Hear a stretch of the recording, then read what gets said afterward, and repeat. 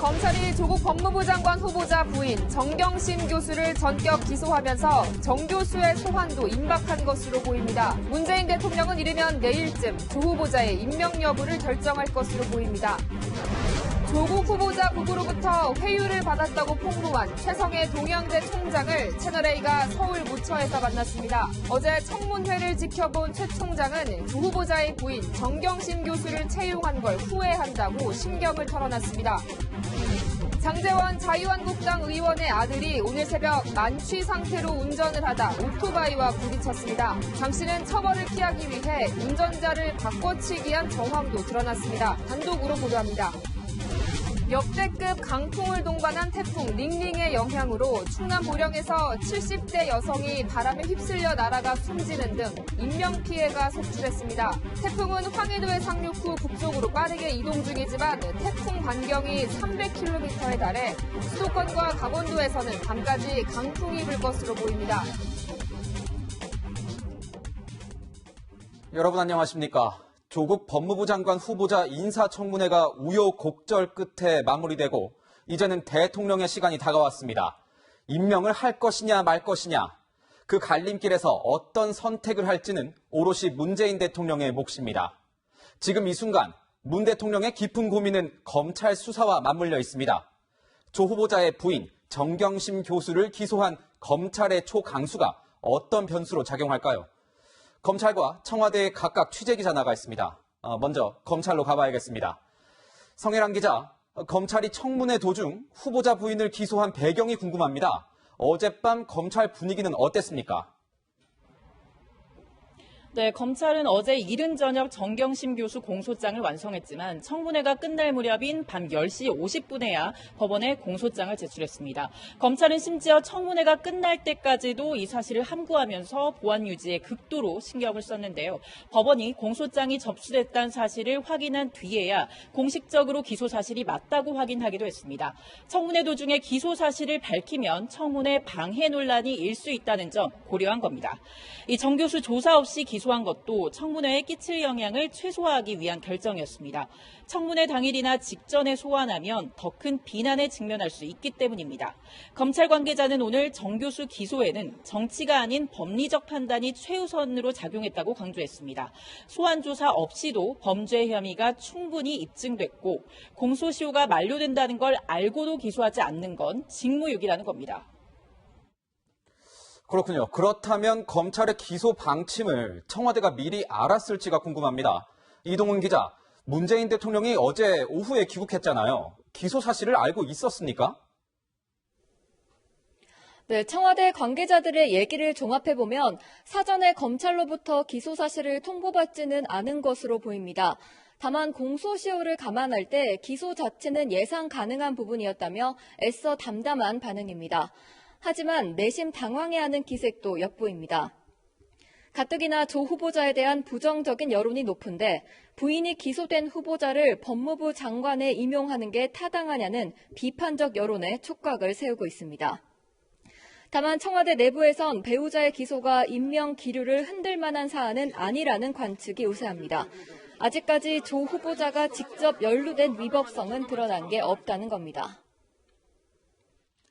그렇군요. 성혜란 기자, 기소를 했으니 소환 조사가 남은 셈인데 언제쯤 정 교수를 검찰 청사로 부를까요? 네, 검찰은 일단 오늘 정경심 교수를 소환하지는 않았습니다. 일정 조율을 거쳐서 최대한 신속하게 조사하겠다는 방침입니다.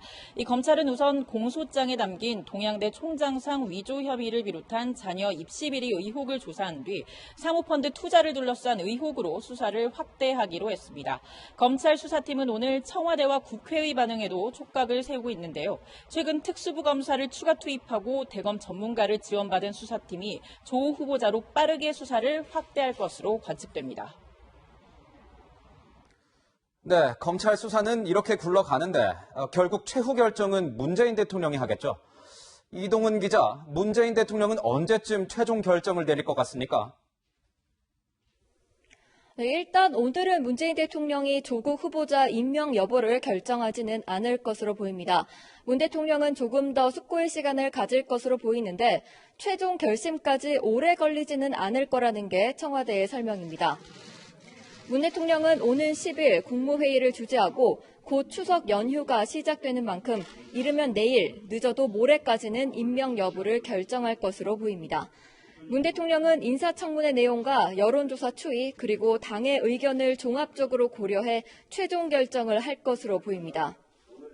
더불어민주당은 내일 긴급 최고위원 간담회를 열어 당의 입장을 정리해 청와대에 전달할 것으로 알려졌습니다. 네, 지금까지 성혜란, 이동은 기자였습니다. 다음 소식입니다. 조국 후보자는 부인 정경심 교수를 검찰이 직접 조사하지 않고 기소한 건 아쉽다고 말했습니다. 자신의 거취는 임명권자인 문재인 대통령의 뜻에 따르겠다고 했습니다. 이어서 홍유라 기자입니다. 인사청문회를 마친 조국 법무부 장관 후보자. 잠시 뒤 부인 정경심 교수에 대한 질문이 쏟아집니다. 위치를 정해주면 제가 말하겠습니다. 이어 조 후보자는 검찰의 결정을 존중한다는 입장을 밝혔습니다. 하지만 피의자 소환 조사가 없었다며 아쉬움을 나타냈습니다. 피의자 소환 없이 기소가 이루어지는 점에 있어서는 저로서 조금 아쉬운 마음이 있습니다. 그러면서 무죄 추정 원칙이 있다는 말을 덧붙였습니다. 형사 절차상 방어권을 가지게 될 것이고 사무재판까지 이어질 것이라고 봅니다. 헌법상 무죄 추정 원칙이 있는 것이고. 이어 자신의 거취와 관련된 질문에는 아무런 답변도 하지 않은 채 국회를 떠났습니다. 앞서 조 후보자는 청문회에서 고민해보겠다면서도 임명권자의 뜻을 따르겠다고 답했습니다.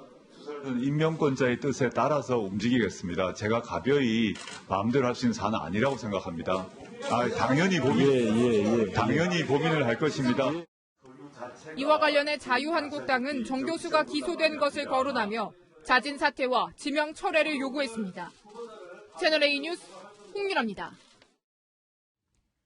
네, 여의도 습격 사건, 미친 늑대.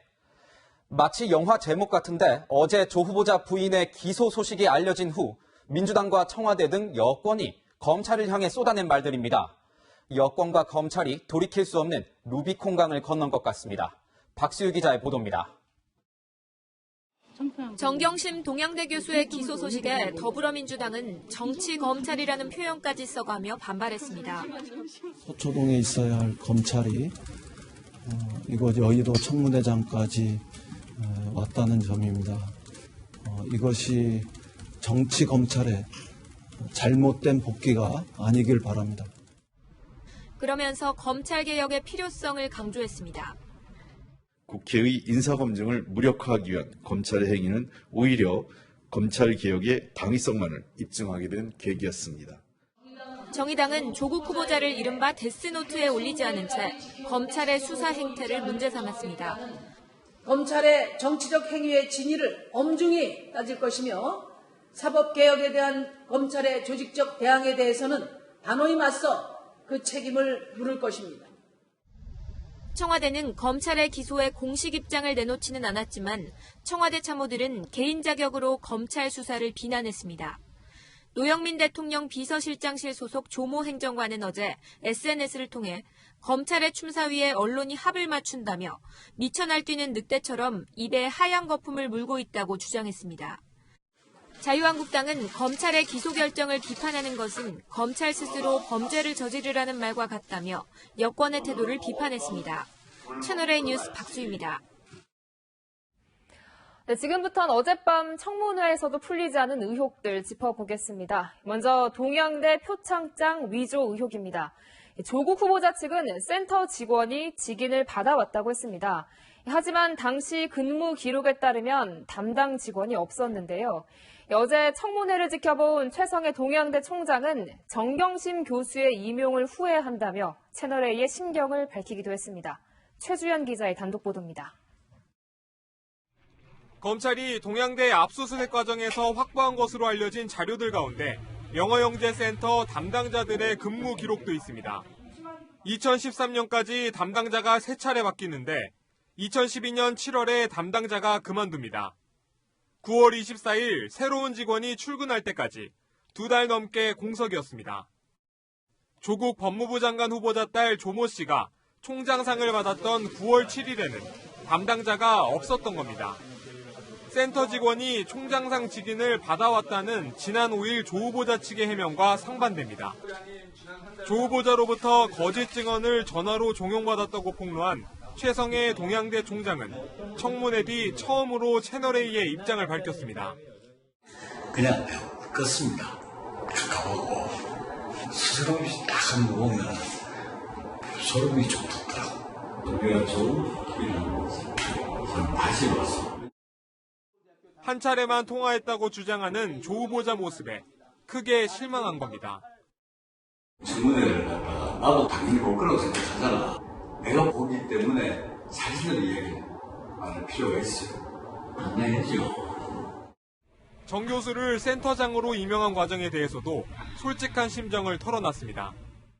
이래 되니까 왜 되죠? 좋아야 될 사람한테 줬으면 참 좋았는데 속상했어. 최 총장은 대학 진상조사단을 통해 철저하게 의혹들을 조사하겠다고 밝혔습니다. 채널A 뉴스 최주현입니다. 조국 후보자의 아들이 서울대에서 했다는 인턴 활동도 논란이었습니다. 28명 중 조 후보자의 아들이 발급받은 인턴 확인서만 양식이 달랐던 겁니다. 이 소식은 황아람 기자가 보도합니다. 조국 후보자의 아들 조모 씨는 고3 때인 2013년 7월 서울대 공익인권법센터에서 인턴을 한 걸로 알려졌습니다. 조 씨는 4년 뒤 인턴 활동 확인서를 발급받았는데 양식이 다른 사람들과는 달랐습니다. 2006년부터 지금까지 센터에서 발급된 확인서는 총 28개인데 27개는 활동기간과 활동 내용만 간략히 기재하는 양식이었습니다. 반면 조 씨에게 발급된 확인서에는 주소, 용도, 직책 등의 기재란이 추가로 있습니다. 28명에 대해서 증명서가 발급됐는데 27명의 증명서는 동일한 것입니다. 유일하게 후보자 아들 것만 양식이 저렇습니다. 그 센터에서 발급을 한 것을 제가 어떻게 알겠습니까? 확인해 보겠습니다. 대학원 입시에 활용하려고 뒤늦게 발급받은 것 아니냐는 지적도 나왔습니다. 2017년 10월 16일 날 그게 발급됐는데 고등학교 2학년 때 인턴십 했던 것을 4년이 서류를 여러 가지 용도로 대학원 진학이나 등등 용도로 서류를 띄는 자체가 왜 문제가 되겠습니까? 야당에선 인턴 활동을 제대로 했는지 의심스럽다고 했지만 조 후보자는 실제 인턴 활동을 했다고 반박했습니다. 채널A 뉴스 황아람입니다. 딸의 키스트 인턴 활동에 대한 의혹도 속시원히 풀리지 않았습니다. 조국 후보자는 딸이 2주 정도 인턴을 했다고 해명했는데요. 키스트가 밝힌 내용은 달랐습니다. 채널A 취재진이 키스트의 서면 답변서를 입수했는데 인턴 기간이 5일에 불과했고 그마저도 이틀만 출근했습니다. 계속해서 강병규 기자의 단독 보도입니다. 조국 후보자의 딸 조모 씨는 부산대 의학전문대학원 진학 시 제출한 자기소개서에 대학 시절 한국과학기술연구원 키스트에서 3주간 인턴을 했다고 썼습니다. 활동 기간이 논란이 되자 조 후보자는 3주가 아닌 2주라고 해명했습니다. 다녔다는 말씀 드리지 않습니까? 2주 정도 다녔다 기억을 그렇게 하고 있다고 합니다. 하지만 채널A가 입수한 키스트 국회 답변 자료를 보니 조 씨의 연수 기간은 당초 한 달에서 5일로 변경된 것으로 확인됐습니다. 그나마 연수 기간 동안 출입 기록은 단 이틀뿐이었습니다. 조 후보자는 기록을 남기지 않고 들어가는 경우도 있었다고 주장했습니다. 아이가 출입을 할 때 태그를 한 경우도 있고 여러 명하고 같이 갈 때는 태그를 찍지 않고 들어간 경우가 많았다고 합니다. 하지만 키스트는 출입증 미소지자는 출입을 불허하고 무단 출입한 기록은 지금까지 없다고 답했습니다.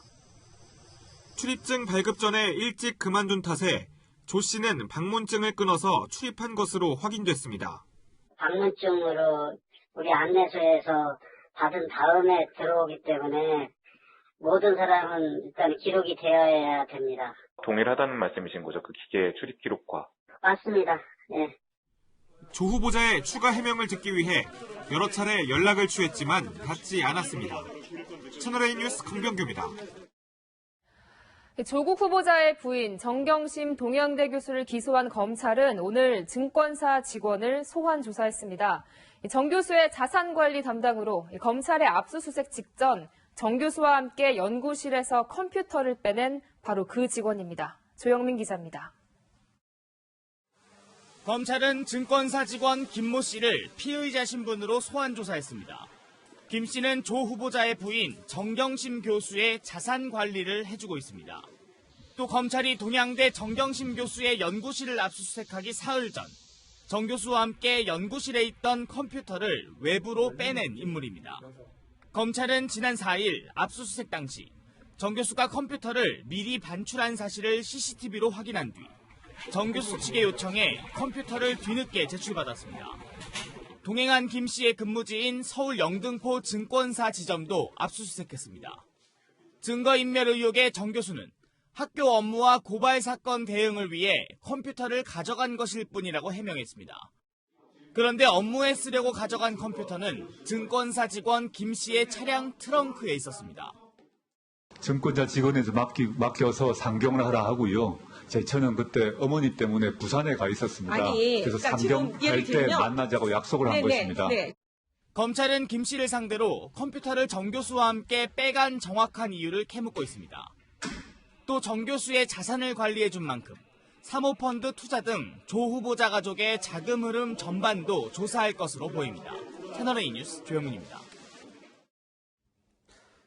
네, 그럼 지금부터 이재명 차장과 함께 조국 후보자 부인 전격 기소의 의미와 향후 문재인 대통령의 선택을 두고 자세한 이야기를 나눠보겠습니다. 자, 오늘은 주제별로 좀 나눠서 살펴볼까요? 먼저 첫 번째 주제는 이겁니다. 근거 있는 자신감. 어제 검찰이 조국 후보자 부인 정경심 교수를 전격적으로 기소를 했습니다. 이게 초강수를 둔 것 같은데 이게 좀 이런 자신감의 원천은 뭘까요? 예, 조금 전 리포트를 보셨지만 정경심 교수를 기소하자마자 가장 먼저 한 게 바로 PC를 외부로 반출한 증권사 직원을 소환한 겁니다. 네. 그긴 다시 얘기해서 증거인멸 혐의에 대해서 집중적으로 묻겠다 이렇게 볼 수 있는 건데요. 여기서 주목할 게 있습니다. 그러니까 증거인멸이라는 게 본인의 형사사건 증거를 인멸하는 건 죄가 되지 않습니다. 자신의 방어권을 존중하는 차원인데요. 네. 하지만 타인에게 증거를 인멸하도록 하면 그것은 오히려 증거인멸 교사범이 될 수 있습니다. 근데 지금 이 문제는 뭐냐면 정경심 교수는 본인 PC를 본인이 훼손하거나 이런 게 아니라 다른 증권사 직원에게 넘긴 거죠. 그래서 검찰은 결국 이것이 증거인멸 교사죄가 될 수 있는지 아마 집중적으로 묻고 있을 텐데요. 결국은 지금 또 하나가 이제 조국 후보자와 또 이제 정 교수가 최성해 동양대 총장에게 여러 차례 전화를 걸어서 네. 표창장을 위조했다는 그런 이제 의혹과 관련해서 어떤 증거인멸을 시도했다 이런 지금 의혹도 있지 않습니까? 네. 결국 시간이 갈수록 검찰이 수사할 혐의는 계속 늘어납니다.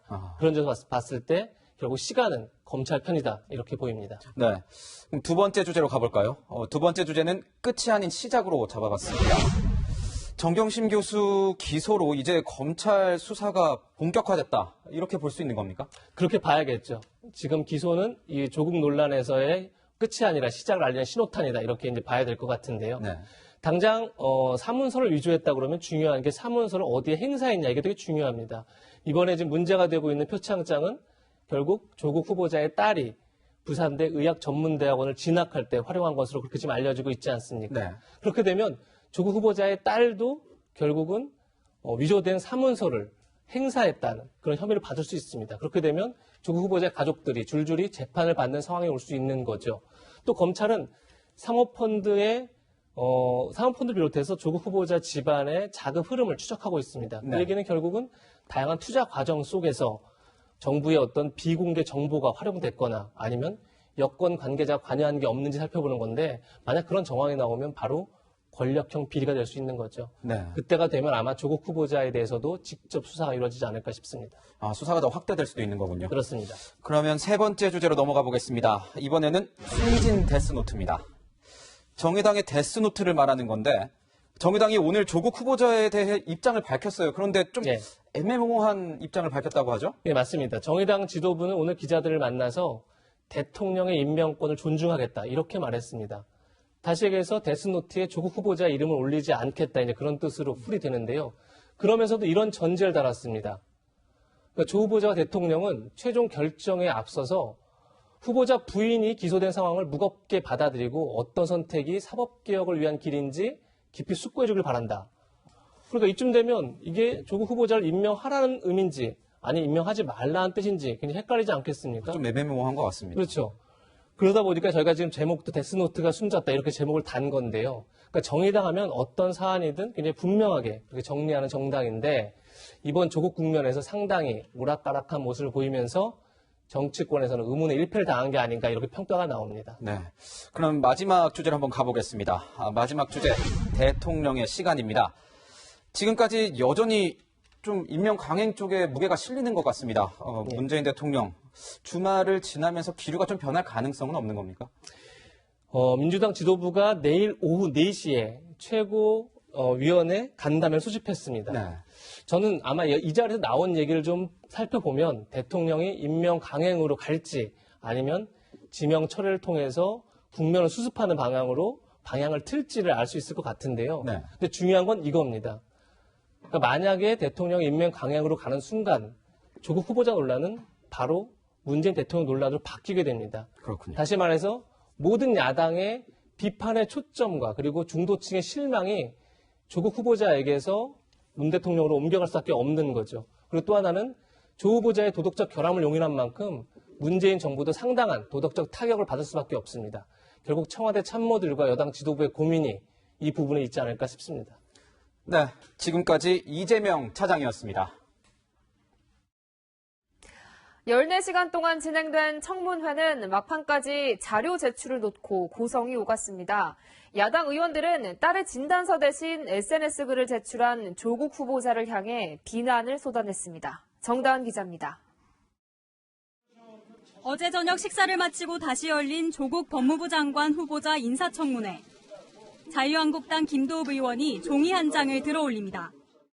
딸 페이스북 글 올린 겁니다. 요청한 진단서 자료 대신 조 후보자 딸의 SNS 글을 제출했다는 겁니다. 허리 접질려서 일주일 넘게 운동도 못 가고 밖에도 못 나가고 침대에 누워서 먹기만 했더니 돼지가 되고 있다 뭔가? 앞서 김 의원은 조 후보자의 딸이 지난 2014년 서울대에서 장학금을 받고도 질병을 이유로 휴학한 것과 관련해 당시 진단서 제출을 요구했습니다. 지금 진단서를 아이가 저희 여식이 지방에 있는데 어떻게 그걸 띠로 올라오겠습니까? 자유한국당 김진태 의원도 목소리를 높였습니다. 조 후보자 딸의 생년월일 변경과 관련해 가족관계 기본증명서를 요구했는데 지난달 국회에 제출했던 가족관계 증명서를 다시 제출한 겁니다.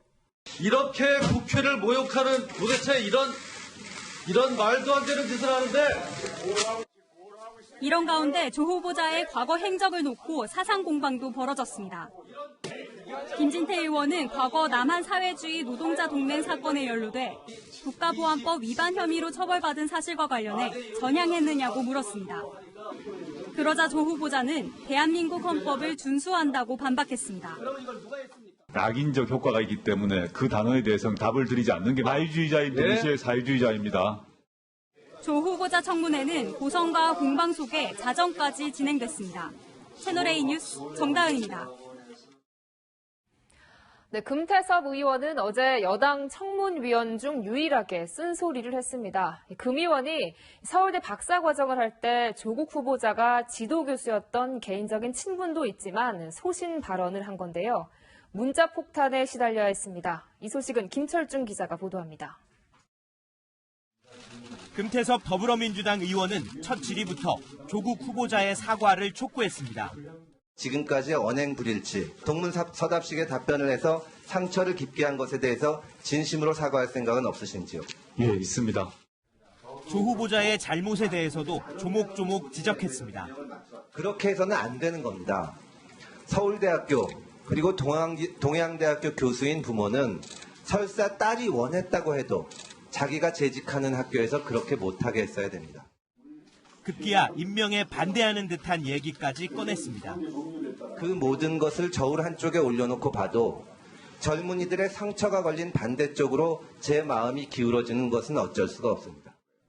당 안팎의 반발은 거셌습니다. 금태섭 의원이 진실을 말하지 않고 있다고 생각해요.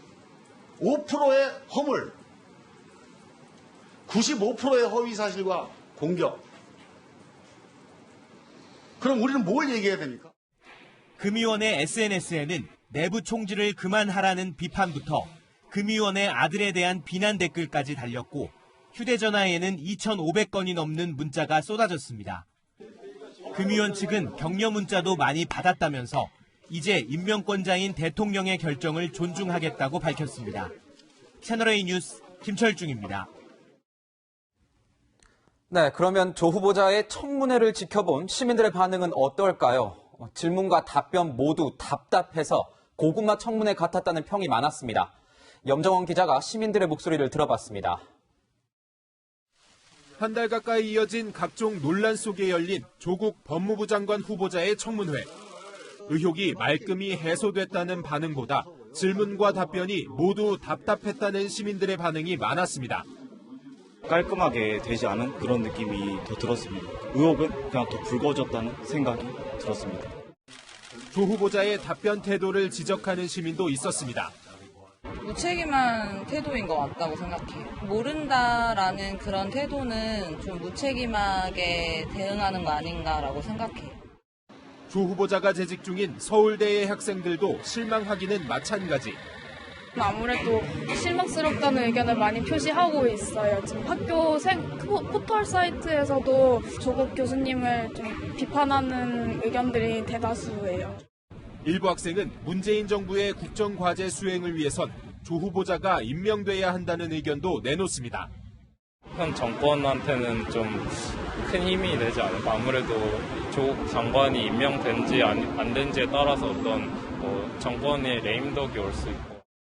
앞서 서울대 학보인 대학신문은 재학생 응답자 644명 가운데 73.9%가 조 후보자의 임명을 반대한다는 설문조사 결과를 보도했습니다.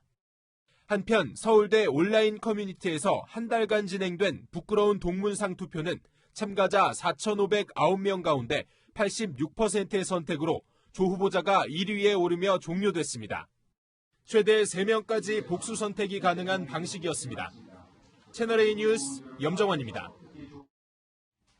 조국 후보자 청문회 야당 위원으로 나섰던 장제원 자유한국당 의원의 아들이 음주운전을 하다 사고를 내 경찰에 붙잡혔습니다. 사고를 숨기기 위해 운전자를 바꿔치기 하려 한 정황도 포착됐습니다. 서상희 기자의 단독 보도입니다. 오늘 새벽 2시쯤 서울 마포구의 도로에서 승용차와 오토바이가 부딪히는 사고가 났습니다. 승용차의 운전대를 잡은 사람은 현역 국회의원인 장제원 자유한국당 의원의 아들 장모 씨. 목격자의 신고로 출동한 경찰이 음주 측정을 했는데 장 씨의 혈중 알코올 농도는 0.12% 정도, 면허 취소 수준으로 확인됐습니다. 그런데 음주운전으로 사고를 낸 장 씨는 사고를 숨기려고 한 의혹도 받고 있습니다. 경찰은 장 씨가 사고 당시 자신이 운전을 하지 않은 것처럼 꾸미려고 운전자 바꿔치기를 시도한 정황도 포착했습니다.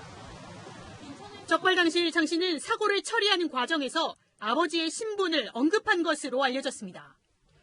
경찰은 장 씨가 금품을 건네려 하는 등 무마를 시도한 의혹도 확인 중입니다. 유명 오디션 프로그램에 참가하며 이름을 알린 장 씨는 최근 래퍼로 앨범을 발매하는 등 활발한 음악 활동을 이어왔습니다. 2017년엔 미성년자 성매매 의혹에 휩싸이며 당시 바른미래당 소속이었던 아버지 장제원 의원은 대변인 자리에서 전격 사퇴하기도 했습니다. 장 의원은 채널A에 아들 문제로 심려를 끼쳐드려 죄송하다고 밝혔습니다. 또 성인인 아들이 잘못한 게 있다면 모든 책임을 져야 될 것이라며 아버지 직업을 언급한 것은 사실이 아니라고 해명했습니다. 경찰은 조만간 장 씨를 다시 불러 음주 운전을 한 이유와 운전자를 바꿔치기 하려 한 경위를 자세히 조사할 예정입니다. 채널A 뉴스 서상입니다. 네, 오늘 오후 서울의 하늘입니다. 짙은 구름이 빠른 속도로 이동하고 있죠. 서해상을 따라 북상한 제13호 태풍 링링은 현재 북한 지역을 관통하고 있는데요. 70대 여성이 강풍에 휩쓸려 숨지는 등 태풍이 핥히고 지나간 자리엔 인명피해가 속출했습니다. 먼저 박정서 기자입니다. 비닐하우스 구조물이 마치 엿가락처럼 휘어져 있습니다.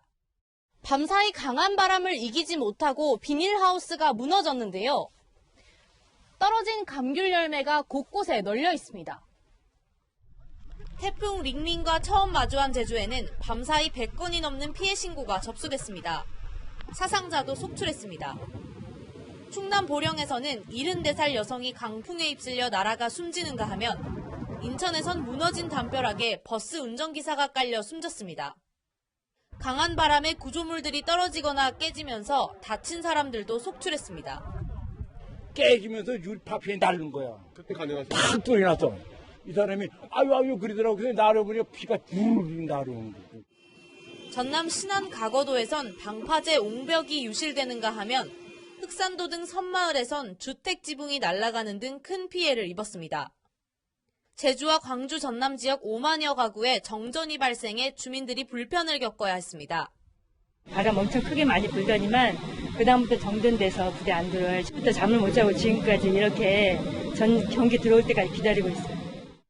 인천공항 등 전국 주요 공항에선 항공기 수백 편이 결항 지연하는 등 차질이 빚어졌고 공항철도 일부 구간에 전기 공급 장애가 발생해 열차 운행이 지연되기도 했습니다.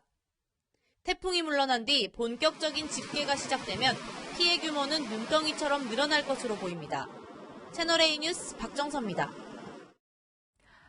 네, 이번 태풍 링링은 비보다도 강풍으로 인한 피해가 유독 컸습니다. 3,000톤급 크레인선을 묶어놓은 밧줄이 끊어질 정도였는데요.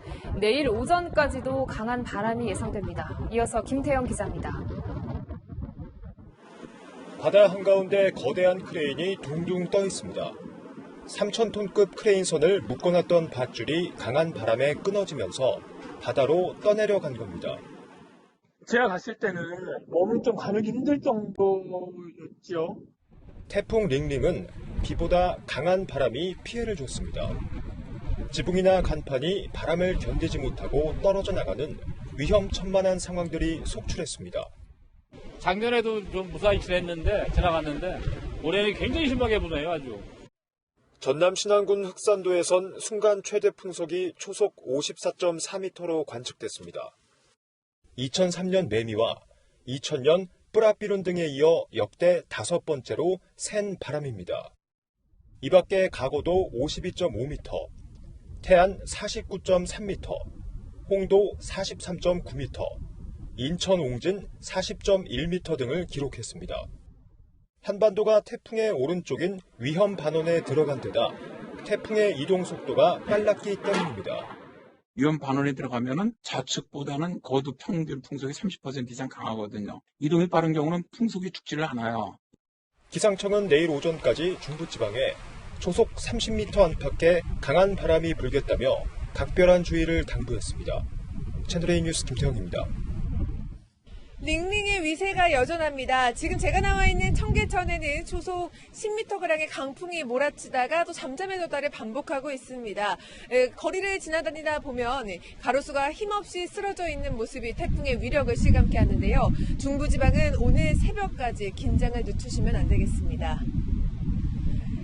태풍 링링은 여전히 강한 세력을 유지하며 평양 남남서쪽 부근 육상을 통과하고 있습니다. 내일 새벽까지 강한 비바람이 계속되고 특히 강풍이 비상입니다. 지금 남부 지역은 비가 대부분 그쳤고 서울 등 중북부에만 약한 비가 오고 있습니다.